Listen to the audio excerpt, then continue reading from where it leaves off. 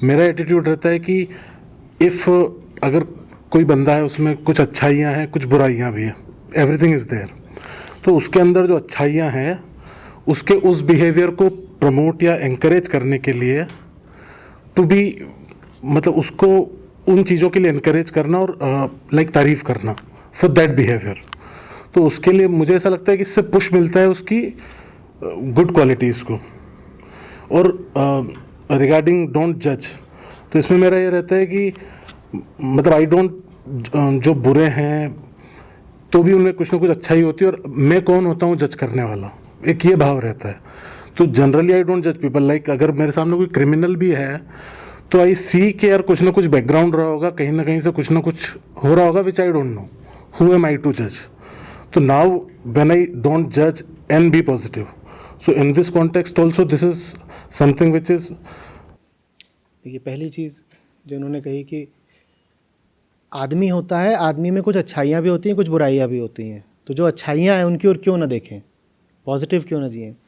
आपका जो पूरा मेंटल मॉडल है ना, पैराडाइम, वो बिहेवियरल है। आप देख रहे हैं कि एक आदमी है, बहुत गौर से समझिएगा, एक आदमी है, उसके पास कुछ चीज़ें हैं, कुछ अच्छी चीज़ें हैं कुछ बुरी चीज़ें हैं, कुछ उसे आप बोल रहे हैं उसके पास उसमें कुछ गुड क्वालिटीज़ है कुछ बैड क्वालिटीज़ हैं। तो आप उन चीज़ों की बात कर रहे हैं जो उसके पास हैं, आप उसकी नहीं बात कर रहे जो वो है। नहीं समझ रहे हो? आप उसके केंद्र की बात ही नहीं कर रहे हो, आप उसके बिहेवियर की बात कर रहे हो। आप उसके केंद्र की बात नहीं कर रहे हो, आप उसके गुणों की बात कर रहे हो। जो असली बात है वो ये है कि अगर केंद्र ही गलत है तो कुछ भी अच्छा नहीं हो सकता। और जब आप ये बोल देते हो कि उसमें कुछ बुरा तो है लेकिन साथ ही साथ कुछ अच्छा भी है, तो आप उसे ये भरोसा दे देते हो कि तुझे अपना केंद्र विस्थापित करने की, अपना सेंटर डिस्प्लेस करने की कोई ज़रूरत नहीं बेटा, तू ठीक है, तू ठीक है, बस तुझसे कुछ गलतियां हो गई हैं। और यही कह करके तो हम किसी को भी बदलने नहीं देते, बेहतर नहीं होने देते, या ये कह लीजिए कि हम सारा बदलाव, सारी बेहतरी बस सतही तौर पर आने देते हैं, गहराई से किसी को नहीं बदलने देते। उदाहरण के लिए आप कहेंगे दुर्योधन में भी तो कुछ अच्छाइयाँ थीं, कहीं कहते हैं कि नहीं कहते हैं? इससे बात पूरी तरह समझ में आ जाएगी। दुर्योधन में तो कुछ अच्छाइयाँ थी ना, क्या अच्छाइयाँ थी? आप कहेंगे अनुशासन था, नहीं तो वो इतना अच्छा गदा युद्ध कैसे करता? बात समझ रहे हैं? वो भी तो इतना बड़ा योद्धा था, सूरमा था, भीम को टक्कर देता था, तो ज़रूर बहुत अनुशासन से उसने गदा भांजना सीखा होगा। अनुशासन है उसमें, लेकिन वो सारा अनुशासन उसका किस केंद्र से आ रहा है? सेंटर क्या है उसका? आप कहोगे दुर्योधन में तो कुछ पॉजिटिव है ना, बी पॉजिटिव, पर दुर्योधन का सारा जो डिसिप्लिन, अनुशासन है, वो किस केंद्र से आ रहा है? वो अनुशासन क्यों था उसमें? ताकि वो किसी की गद्दी हड़प सके, ताकि वो कृष्ण के खिलाफ खड़ा हो सके। तो दो कौड़ी की है ना ऐसी पॉजिटिविटी जो गलत सेंटर से आ रही है। सेंटर तो बताइए मुझे, आप क्वालिटी देख रहे हो, सेंटर देख नहीं रहे। कंस में कुछ गुण नहीं थे क्या? जुड़ास में नहीं थे? मेघनाद, कुंभकर्ण, विभीषण, शकुनी में नहीं थे? शकुनी से अच्छा कौन फेंकता था पासा? तो मुझे एक आदमी दिखा दो जिसमें कोई अच्छाई ना हो। और इन सब अच्छे लोगों ने ही आज दुनिया को तबाह कर दिया, दुनिया नर्क बना दी, इतनी प्रजातियां सब विलुप्त हो गई, हमें पता भी नहीं है कि हम इतिहास के सबसे गंदे दौर में जी रहे हैं। ये किसने किया? ये इसी रवैये ने किया कि हर आदमी में कुछ अच्छा होता है कुछ बुरा होता है। आदमी कैसा है ये तो बताओ। मेरे पास ये है, ये सफ़ेद है, ये काला है, तुम बोल दोगे ये मेरी अच्छाई है, ये मेरी बुराई है। इसमें तुमने ये तो बताया ही नहीं। ये जो मेरी अच्छाई है, ये सारी अच्छाई मैं किसके लिए इस्तेमाल करूंगा अगर मैं ही बुरा हूं तो? बहुत बहुत डिसिप्लिन्ड है। कहां से आ रहा है? अल-कायदा से आ रहा है। वो अपना सारा डिसिप्लिन काय के लिए इस्तेमाल कर रहा है? बोलो मुझे। इतने सारे स्लॉटर हाउसेज हैं, वो सुप्रीम एफिशिएंसी के साथ ऑपरेट कर रहे हैं। क्या पॉजिटिव बात है, कुछ सीखना चाहिए हमें भी, इनसे भी कुछ सीखना चाहिए। भाई वो इतनी जो एफिशिएंसी दिखा रहा है वो किस लिए दिखा रहा है? कत्ल करने के लिए दिखा रहा है।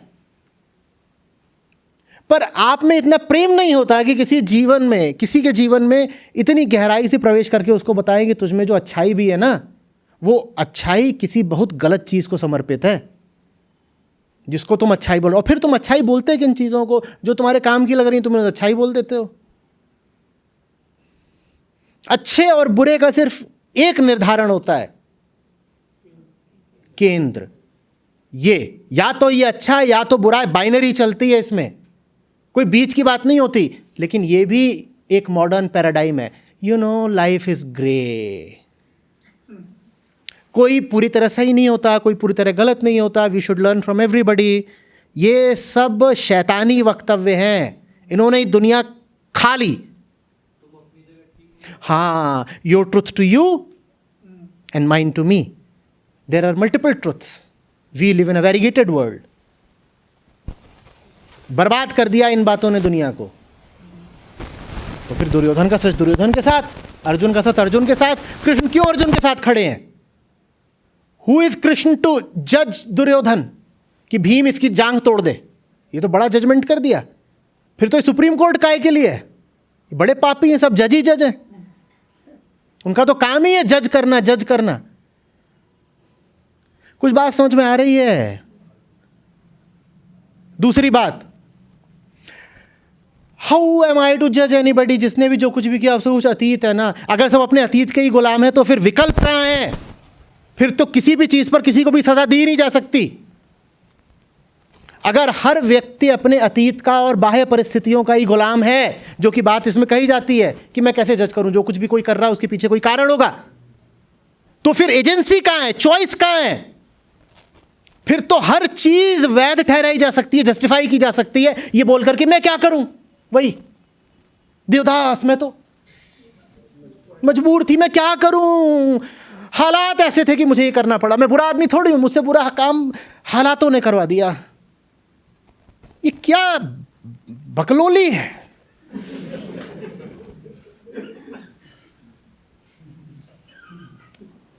कुछ भी मैं क्या करूं, और ये खूब चलता है।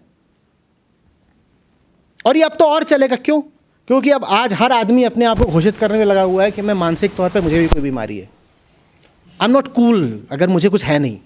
अगर मेरा खोपड़ा संट है तो इसका मतलब मैं डेटेड हूं, आउटडेटेड। अगर आपको कोई बीमारी नहीं चल रही है, इस वक्त इसका मतलब ये है कि आप अनकूल हो बहुत। कूल होने का मतलब यही है कि आपको दो चीज़ें घोषित करनी पड़ेंगी। पहला, कि आपके साथ बचपन में कोई ना कोई ज़बरदस्त हादसा हुआ था। कोई सेलिब्रिटी मुझे दिखा दो जो ये डिक्लेयर करने पे ना उतारू हो कि उसके साथ 3 की उम्र में, 5 की उम्र में क्या हुआ था। ये कैसे घरों में रहते हैं कि इनके साथ यही सब होता रहता है, अजीब। और दूसरी चीज़ ये कि कुछ ना कुछ खोपड़े में होना चाहिए।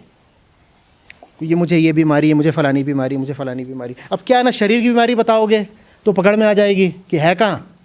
ये बोल रहा है कि मेरे एक पाँव नहीं हो, तो दिख रहा है पाँव है, झूठे। तो ये मानसिक बताते हैं, जो पकड़ में ही नहीं आ सकता है कि नहीं है, मुझे ये चल रहा है, मुझे वो चल रहा है। और एक बार तुमने ये बोल दिया तो अब तो तुम्हें लाइसेंस मिल गया ना। मैं क्या करूं, मैंने थोड़ी करा है, मुझसे तो मेरी बीमारी ने करा दिया। डोंट जज मी। ये क्या है, ये क्या है? मैंने थोड़ी करा है, मुझसे तो मेरी बीमारी ने करा दिया। मुझसे ऐसा हो जाता है उस समय। मुझे ना वो जब मेरे साथ वो वाला है ना, बोला मेनिया आता है मुझ पे, या वो फलाना फोबिया चढ़ जाता है, तब मैं ऐसा करने लग जाती हूँ। डोंट जज मी, डोंट जज मी।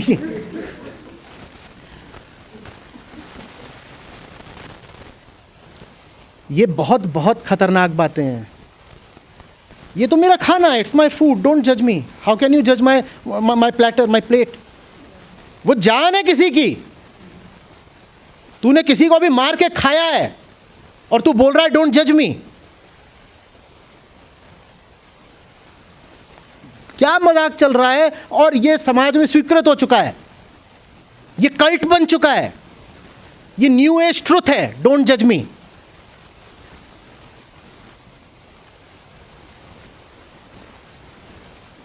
मैं होता कौन हूं? कितनी आपने ह्यूमिलिटी दिखाई।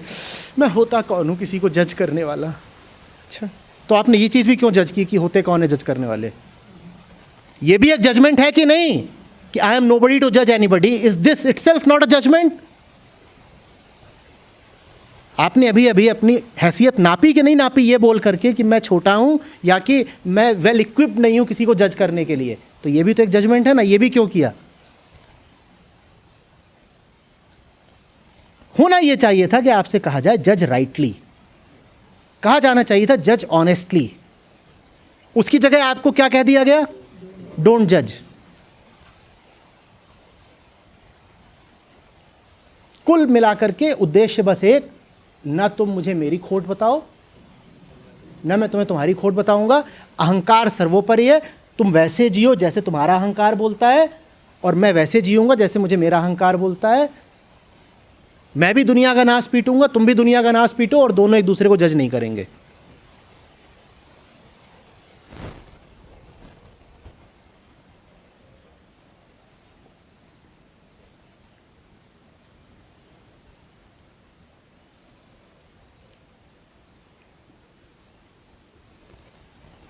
समाज में इतनी बेवकूफ़ियाँ चल रही हैं, इसलिए चल पा रही हैं क्योंकि वो लोग जो जान रहे हैं कि ये बेवकूफ़ियाँ हैं, वो मुंह पे नहीं बोलते कि ये बेवकूफ़ी है। क्यों नहीं बोलते? अरे हम कैसे जज करें, अगर हम कुछ बोलेंगे तो हमसे कहा जाएगा oh my God he is so judgemental. हाँ, हूँ जजमेंटल, काले को काला सफ़ेद को सफ़ेद बोलूँगा।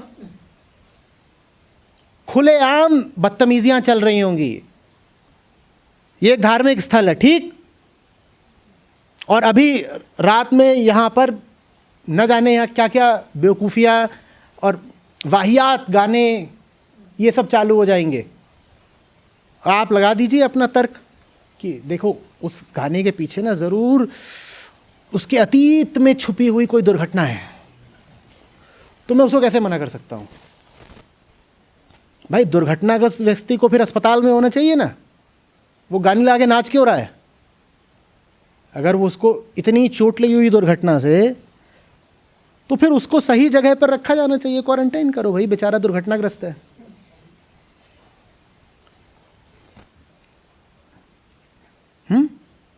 आपके सामने जो कुछ हो रहा हो, अगर आप उसको सीधे सीधे बोल करके खुलेआम रोकना शुरू कर दें, टोकना शुरू कर दें, तो वो रुकेगा, उसे रुकना पड़ेगा। पर हम उसे स्वीकृति दे देते हैं। कैसे? मौन स्वीकृति, पैसिव एक्सेप्टेंस। हमारे सामने चल रहा है, हम कुछ बोलते नहीं। क्यों बोले? हु एम आई टू जज?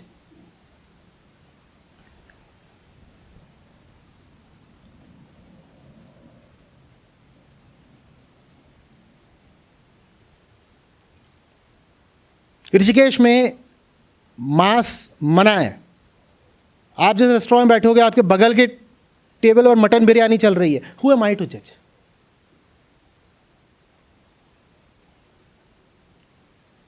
और धार्मिक तौर पर नहीं, सामाजिक तौर पर नहीं, कानूनी तौर पर मना है। तो आप बोल दीजिए हु एम आई टू जज? क्या पता बकरे ने आत्महत्या ही करी हो।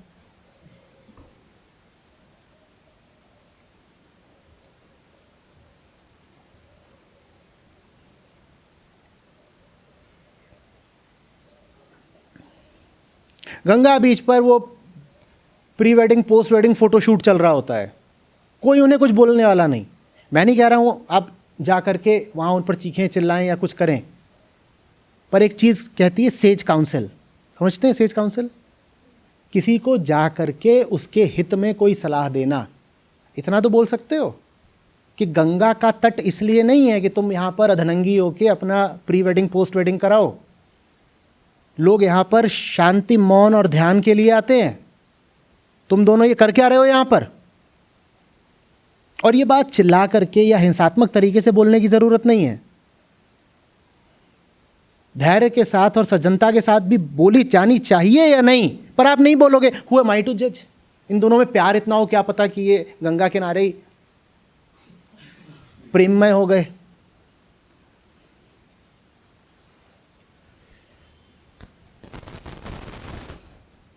बंटाधार हुआ जा रहा है सब कुछ इसीलिए क्योंकि हमने उन सब चीज़ों को मौन स्वीकृति दे रखी है। आवाज़ नहीं उठाएंगे, लगेगा हम होते कौन है, और वो खूब आवाज़ उठाते हैं। ये शैतान के जितने एजेंट हैं, आप ज़रा सा कुछ इनके खिलाफ कर दीजिए, देखिए कितनी आवाज़ें उठाएंगे। मीडिया पर भी यही छाए हुए हैं, प्रेस पे यही छाए हुए हैं।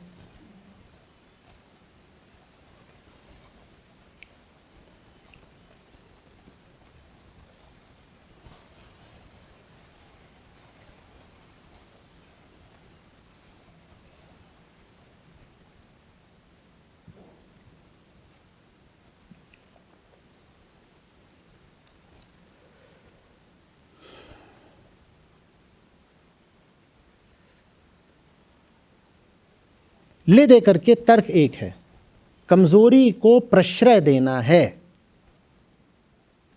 क्या पता बेचारा ये इसलिए कर रहा हो क्योंकि ये मजबूर हो, हमें क्या पता इस बेचारे की स्थितियां क्या हैं इसलिए ये कर रहा है। इस तर्क के केंद्र में जान रहे हैं ना क्या है? क्या है?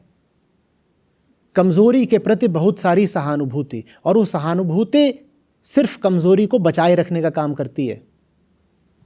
झूठ के प्रति बहुत सारी सहानुभूति, झूठ बचा रह जाता है।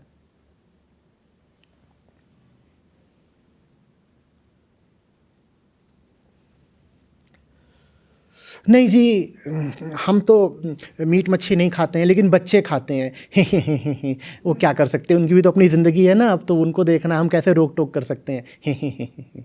लिबरल पेरेंट्स हैं भाई।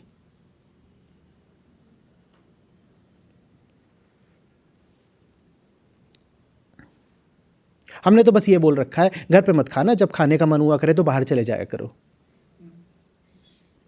या हमने उनके बर्तन अलग कर दिए घर पे।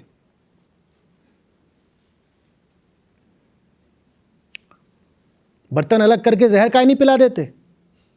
अलग सा कटोरा हो, जहर का कटोरा। बोलो, बर्तन अलग करने से ही तुम पाप से मुक्त हो गए, तो एक मस्त कटोरा लाओ काले रंग का। बोलो हम क्या कर सकते हैं, हमारे बर्तन तो अलग थे, उसमें हम चाय पीते थे। वो नुन्नू जा करके जहर पी आया काले कटोरे में, हम क्या कर सकते हैं? तब काहे नहीं बोलते उसकी मर्जी, हु एम आई टू जज? जहर पी रहा हो तो तब काहे नहीं रोकते हो? बोलो, तब तो जज कर लिया, तब कहाँ गई पर्सनल फ्रीडम, इंडिविजुअल लिबर्टी? भाई एक आदमी का अपनी जान पर कुछ अधिकार होना चाहिए या नहीं? उसका पूरा अधिकार है, वो पी रहा है, तब काहे रोकने का? और अलग कटोरे में पी रहा है भाई, तब कैसे रोकने पहुंच जाते हो? और अगर तुमको पता है कि कुछ बातें गलत होती ही हैं, जैसे कि जहर पीना, तो वैसे ही तुम्हें यह क्यों नहीं पता कि कुछ और बातें भी गलत होती ही हैं? या सिर्फ एक ही चीज गलत होती है, जहर पीना? ये कौन सी फिलॉसफी है कि जहर पी रहा होगा कोई तब तो हम उसको रोक टोक सकते हैं, पर और वो दुनिया भर के कुकृत्य कर रहा होगा तो उसको रोक टोक नहीं सकते? सिर्फ जहर पीना ही गलत काम है, उसके अलावा नंबर 2 पर कोई गलत काम नहीं आता? और नहीं आता तो आप आवाज क्यों नहीं उठाते?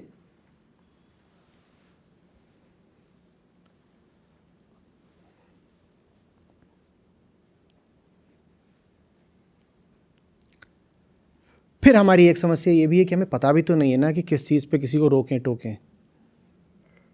मैं इतना जोर देकर इसलिए बोल पा रहा हूं क्योंकि मुझे स्पष्टता है, उसी स्पष्टता से मेरी ऊर्जा आ रही है। मैं जानता हूं कि कुछ गलत है, कुछ सही है। आप तो खुद ही अपने भीतर गुत्थम गुत्था हो, गड्ढ मड्ढ कन्फ्यूज्ड, तो आपको लगता है क्या पता सही हो। कौन फालतू में कढ़ाई में सर डाले, कहीं बेइज्जती ना हो जाए, कहीं ये ना निकल के आए कि ये जो लोग कर रहे थे वही सही था, हमने फालतू में विरोध करके अपनी बेइज्जती करा ली।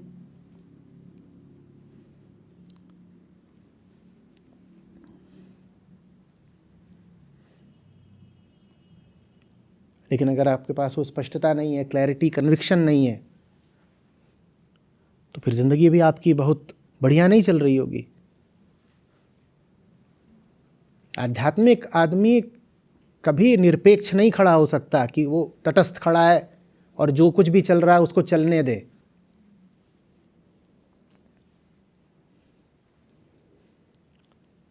ऐसे ही नहीं, इतने जानने वालों को, ज्ञानियों को इतिहास में यातनाएं दी गई, मृत्युदंड भी दिया गया, इसलिए दिया गया क्योंकि वो खड़े हो जाते हैं, फिर वो कहते हैं बात हमें दिख गई है, अब अनदेखा कैसे कर दें।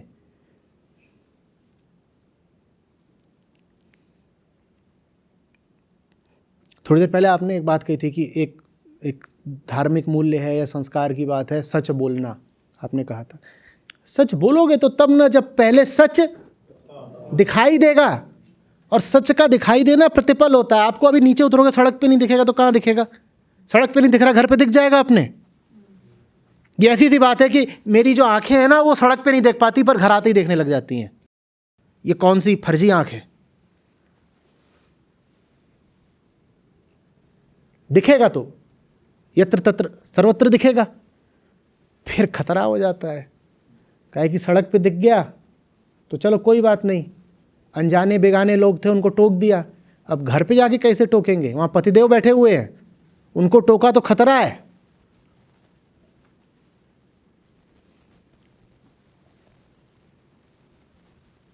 तो फिर हम कहते हैं जब पतिदेव को नहीं टोक सकते तो सड़क वालों को भी नहीं टोकेंगे, सुरक्षित रहो। हम किसी को नहीं टोकेंगे और बोल देंगे मैं तो बहुत लिबरल आदमी हूँ, मैं टोका टोकी नहीं करता। भाई सबको सबकी फ्रीडम मिलनी चाहिए।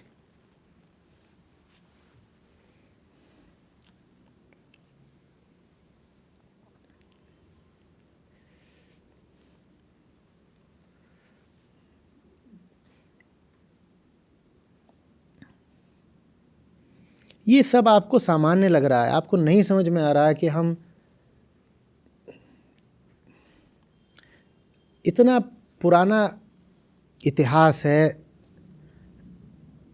आदमी का, और उससे कहीं ज़्यादा पुराना इतिहास है जीवन का, और उससे कहीं ज़्यादा पुराना इतिहास है पृथ्वी का, और उससे भी और ज़्यादा पुराना इतिहास है ब्रह्मांड का।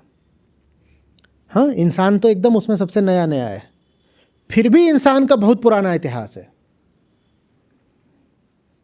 लाखों वर्षों का। वो जो लाखों वर्षों का हमारा इतिहास है वो कुछ दशकों में हम खत्म किए दे रहे हैं। तो आप समझ रहे हैं कहाँ लाखों साल और कहाँ कुछ दशक, 40-50 साल, 60 या 70 साल, इतने में हम सब साफ करे दे रहे हैं, सब खत्म।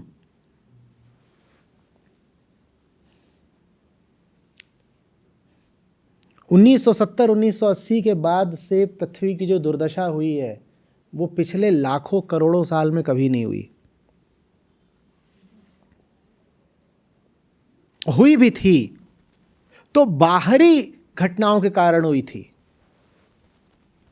बहुत बड़ा कोई पत्थर आकर के साइबेरिया में गिर गया, मैक्सिको में गिर गया, तो बाहरी चीज़ थी, रोक नहीं सकते।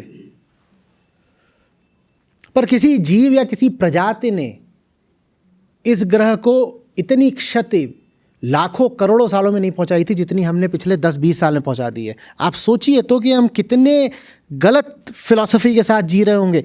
हम जो कुछ कर रहे हैं वो हमारी वैल्यूज से ही तो आ रहा है ना। तो सोचिए तो कि इस युग की, इस समय की, इस एज की जो वैल्यूज हैं, जो मूल्य हैं, वो कितने गलत होंगे कि इतना जबरदस्त डिवास्टेशन, संहार हमने पृथ्वी पर ला दिया है, ला देंगे नहीं, ला दिया है। और उसके बाद हमें लगता है सब नॉर्मल ही तो है, ऑल इज कूल, नॉर्मल है।